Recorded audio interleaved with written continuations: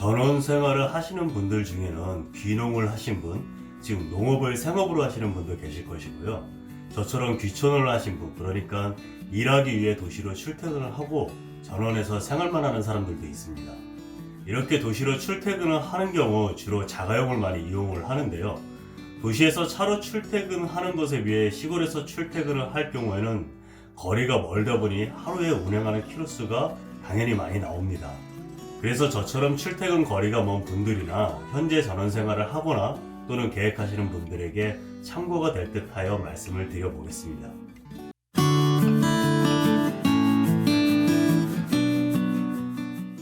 저는 경기도 양평에서 살고 있고 서울로 출퇴근을 하는데요. 회사를 출퇴근하는 거리가 편도 45km 정도 됩니다. 그러니까 왕복하면 출퇴근 거리가 90km 정도가 됩니다. 그리고 퇴근 후에 운동을 하기 위해서 차를 타고 이동을 하는데 그 거리가 왕복 10km 정도 되니까 이 거리까지 포함을 하면은 하루에 차로 약 100km 정도를 운전을 합니다. 전원생활 단점이란 제 지난 영상에서도 언급했듯이 시골에서는 한 가구에 차를 2대를 가지고 있는 경우가 많이 있습니다. 패밀리카 한 대와 저처럼 출근을 하면은 와이프가 사용할 차도 한 대 더 필요로 합니다. 시골에서는 차가 없으면 생활하기가 힘들거든요. 자세한 내용은 제 지난 영상을 참조해 주시면 고맙겠습니다. 저희 집의 경우에는 패밀리카를 제가 출퇴근 용도로 사용을 했고요. 소형차로 와이프가 집 인근을 이동할 때 사용을 했었습니다. 그런데 와이프가 몰던 차가 2002년식 배기량은 1.5인 해치백 모델이었는데요. 총 누적거리가 23만 km를 넘어가면서 에어컨도 고장이 나고 머플러도 터지고 구동의 코스도 터지고 문제가 자주 생기기 시작하더라고요. 동무에서 살살 몰고 다니는 차니 수리해가면서 타는 게 절약하는 거다 이렇게 생각하고 문제가 생길 때마다 공업사에 가서 수리를 해서 타곤 했습니다. 그런데 또 하루는 엔진오일을 교체한 지가 얼마 되지 않았는데 엔진오일 경고등이 떠서 공업사에 갔더니 엔진오일 누수가 있는 것 같다고 하더라고요. 공업사 기사님이 말하기를 수리하려면 배보다 배꼽이 크니까 그냥 보충해 가면서 타라 이렇게 말씀을 하시더라고요. 그런데 그것 말고도 서스펜션 쪽 연결 부위가 심하게 부식이 돼서 차가 주저앉을 수도 있으니까 조심히 타세요 이렇게 말씀을 하시더라고요. 2002년식에 거의 24만 km가 다 됐으니 오래 타기도 했고 나름 선방했다라고 생각을 합니다. 좋은 차는 아니었지만 그 긴 시간만큼 정도 많이 들었었던 차인데요. 안전상의 문제로 이젠 보내줄 때가 됐던 거죠. 그래서 폐차를 하기로 결정을 하고 와이프가 몰고 다니는 중고차를 알아보기 시작을 했습니다. 근데 중고차를 알아보다가 문득 들은 생각이 내가 출퇴근 시 사용하는 차를 바꾸는 건 어떨까? 그러니까 제가 패밀리카로 출퇴근을 하는데 패밀리카를 와이프가 사용을 하고 연비가 좋은 차로 내가 출퇴근하는 것도 나쁘지 않겠는데? 출퇴근만 해서 혼자만 타고 다니는데 굳이 패밀리카를 가지고 다닐 필요가 있나? 이런 생각이 들더라고요. 혹시 지금 전원생활을 하시면서 차를 2대 가지고 있고 저와 같이 패밀리카로 출퇴근을 하시는 분이라면 차를 바꿔서 타시는 것도 한번 고려해보라고 말씀드리고 싶습니다. 또 연비를 위해 지금 운행하고 있는 차를 바꾸라고 말하는 것은 아니고요. 저처럼 폐차 등으로 인해서 어쩔 수 없이 차량을 구입해야 한다면 제가 지금 말할 내용들을 참고하셨으면 합니다.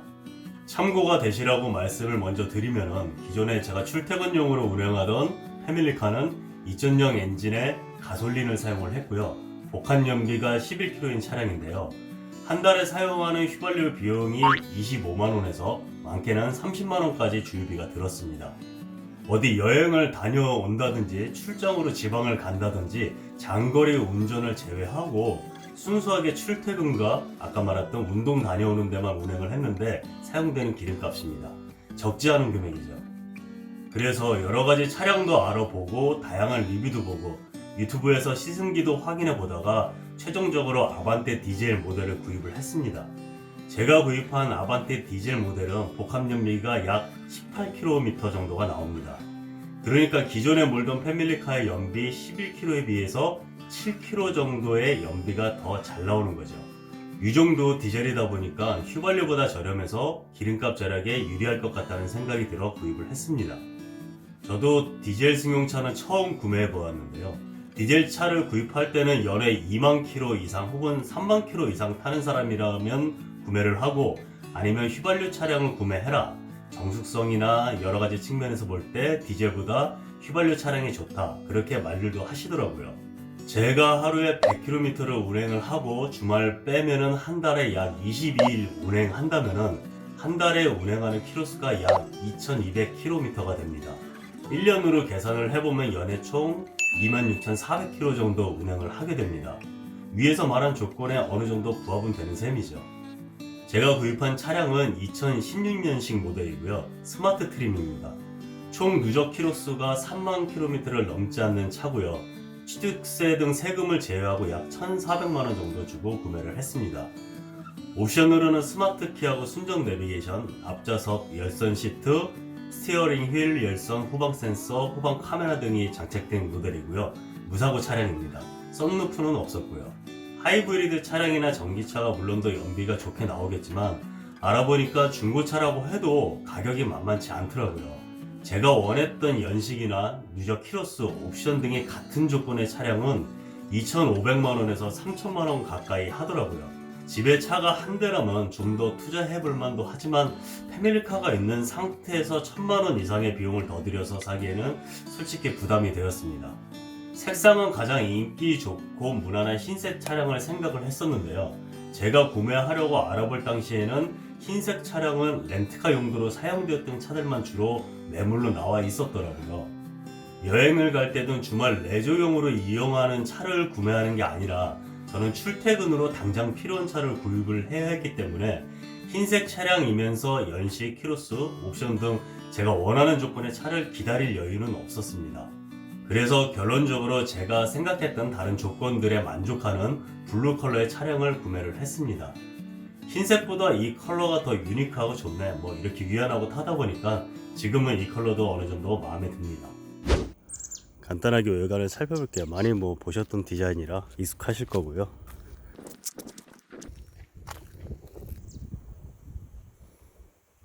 예전에 K7이 처음 나왔을 때 웰컴 백밀러라고 했었는데 차 가까이 가면은 백밀러가 이렇게 열리는 이런 기능이 있고요. 이쪽은 뒷면 모습이고요. 트렁크에 가까이 가게 되면은 지금 소리 들리시죠? 이렇게 소리가 난다면 트렁크가 열려요. 그래서 트렁크가 자동은 아니고요. 열리기까지만 하고 이 부분은 수동으로 움직이는 부분입니다. 닫을 때도 뭐 버튼이 따로 있는 거는 아니고 그냥 내려서 닫아주시면 되고요. 핸들에 조작하는 버튼들이 있고요. 실내를 센터페시어나 보시면은 마감재 이런 것들이 그렇게 고급스럽지는 않아요. 이 차량 가격대에 뭐 맞는 디자인이라고 보시면 될 것 같고요. 열선 시트, 이거는 핸들 열선, 이건 드라이빙 모드, 스포츠, 노멀, 에코 모드 조절할 수 있는 거. 이거는 스탑앤고 기능을 끄고 켤 수 있는 버튼인데요. 스탑앤고는 20몇 가지 조건이 만족했을 때만 작동을 한다고 하더라고요. 그래서 잘 작동이 안 돼요. 그래서 저는 끄고 잘 사용하지는 않고 있고요. 이렇게 오토 시스템 작동 조건이 아닙니다 라고 뜨면서 잘 동작을 안 하더라고요. 그래서 오토 스탑이 되는 기능을 아예 꺼버리고 사용을 하고 있지 않습니다. 안에는 USB 하고 시가잭을 꽂을 수 있는 이런 공간이 있고요. 스타트 버튼이 있고 이 부분을 조작해서 올리고 내리고 해서 패널의 모드를 변경해서 볼 수 있고요. 시동을 한번 걸어 보겠습니다. 지금 나는 엔진 소리가 어느 정도 영상에선 들릴지는 모르겠는데 가솔린 모델보다는 확실히 소음은 더 심합니다. 이 버튼 부분은 손가락에 닿으면 이렇게 기름 묻은 것처럼, 기름때 낀 것처럼 이렇게 변하더라고요. 요거는 좀 안 좋은 것 같아요, 재질이. 온도 조절 장치하고 바람 세기는 이렇게 다이얼로, 아날로그 다이얼 버튼으로 되어 있고요. 에어컨, 이거는 내기 버튼이고, 비상등 버튼은 사용하기 편한 위치에 잘 있는 것 같아요. 볼륨 조절, 모드 조절, 전화 핸즈프리 기능. 컵홀더는 이렇게 되어 있고요. 윈도우 버튼인데 운전석 부분만 내려갈 때만 원터치고요. 올릴 때는 쭉 끌어서 올려줘야 됩니다. 락 기능이 있고요. 백밀러 위치 조정하는 거, 백밀러 저거 필 수 있는 기능이고요. 이거는 깜빡이하고 라이트 기능이요. 라이트도 오토 라이트 기능이 있어요. 그래서 저는 뭐 출퇴근용으로 사용할 때 뭐 이 정도 옵션이면은 충분히 만족을 하면서 타고 있습니다. 아반떼는 2018년도에 페이스리프트가 되었는데요. 일명 삼각대라고도 하죠. 헤드라이트가 삼각형 모양으로 되어 있는, 개인적인 취향이지만 디자인은 페이스리프트 이전 모델인, 즉 제가 구입한 아반떼 AD 모델이 저는 더 마음에 들더라고요. 작년 9월에 구입을 했고 지금이 1월달이니까 약 5개월 정도 제가 운행한 것을 기준으로 말씀을 드리겠습니다. 저는 차를 급하게 또는 뭐 흔한 말로 막 밟고 다니는 스타일은 아닙니다. 제가 출근 시 다니는 도로의 규정 속도가 80km인데요. 저는 70에서 80 정도의 속도로 운전을 합니다. 출근할 때는 올림픽대로를 이용을 하는데요. 집에서 올림픽대로까지는 차가 막히는 구간이 아니라서 연비가 잘 나옵니다. 연비가 많이 나올 때는 28km까지도 나오던데 평균적으로 보면은 22km에서 24km 정도 나온다고 보면 될 것 같습니다. 아시겠지만 출근 시간대에는 올림픽대로에 차들이 엄청 많습니다. 그 많은 차량들로 인해서 지체와 정체가 되는데요. 즉 그로 인해서 올림픽대로에 진입을 해서 회사까지 도착하는 구간에서는 연비가 많이 떨어집니다. 최종적으로 회사에 도착해서 연비를 확인을 해보면은 차가 어느 정도 막혔느냐에 따라 조금 차이는 있지만 평균 18km에서 20km 사이의 연비가 나옵니다. 저는 8시에 출근을 해서 5시에 퇴근을 하는데요. 퇴근 시간인 5시에 사무실에서 출발을 하면은 출근 시간대에 비해서는 올림픽대로가 조금 덜 막혀요. 그래서 출근할 때보다 퇴근할 때가 연비가 조금 더 잘 나옵니다. 집에 도착해서 확인을 해보면은 평균적으로 22km에서 24km 정도의 연비가 나옵니다. 그래서 출퇴근을 합쳐서 평균으로 연비를 따지면은 약 20km에서 22km 정도의 연비가 나옵니다. 기존에 제가 출퇴근용으로 사용했던 차에 비해서는 훨씬 연비가 높게 나옵니다. 이 연비로 운행을 했을 때 한 달에 사용되는 기름값은 약 15만원 정도가 들어갑니다. 위에서 언급했듯이 패밀리카로 운행을 했을 때는 한 달 기름값이 25만원에서 30만원 정도 들어갔었는데요. 그 비용 대비 거의 반값으로 줄어들었습니다. 출퇴근용 차를 선정을 할 때 뭐 다른 용도도 마찬가지겠죠. 물론 연비뿐만 아니라 뭐 안전사양, 편의성 이렇게 다양한 것들을 고려하지만 일단 연비만 따지고 본다면 저는 개인적으로 상당히 만족스러운 결과를 얻었습니다. 어떤 차와 비교하느냐에 따라 다르겠지만 저희 집 패밀리카에 비해 배기량도 작고 차량 가격도 저렴한 만큼 출력이나 승차감이 떨어지는 건 사실이고요. 풍절음이나 노면소음도 많이 올라옵니다.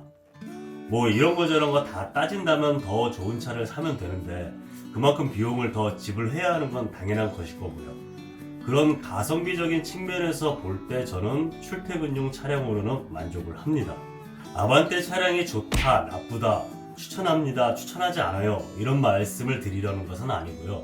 서두에서 말씀드린 것처럼 시골에서 서울로 혹은 도시로 장거리를 출퇴근하시는 분들이나 계획하시는 분들 또는 영업직 등 하루에 운행하는 키로수가 많으신 분들에게 아반떼 디젤의 연비가 어느 정도고 기름값이 한 달에 얼마나 들어가는지 참고가 되었으면 하는 바람에 이야기를 해봤습니다. 제 지인은 장거리 운전을 저처럼 하고 있어요. 그 친구는 장거리 운전을 위해서 폭스바겐의 골프 차량을 타고 있는데요. 수입차 중 연비가 잘 나오는 차로 알고들 계실 겁니다. 이처럼 다른 차량을 생각하고 계신다고 하더라도 제가 말씀드린 아반떼 디젤의 연비와 기름값을 같이 비교해 보시는 것도 차량 구입에 도움이 될 것 같습니다. 제가 이 차량을 지금 아까 말했듯이 5개월 정도 운행을 해보고 말씀을 드리는 건데요. 1년 이상 운행을 해보고 혹시 발견되는 다른 이슈나 연비 등에 대한 문제가 발생을 하면은 다시 영상으로 찍어서 알려드리도록 하겠습니다. 정보가 도움이 되셨길 바라며 다음에 더 유용한 소재로 찾아뵙겠습니다. 감사합니다.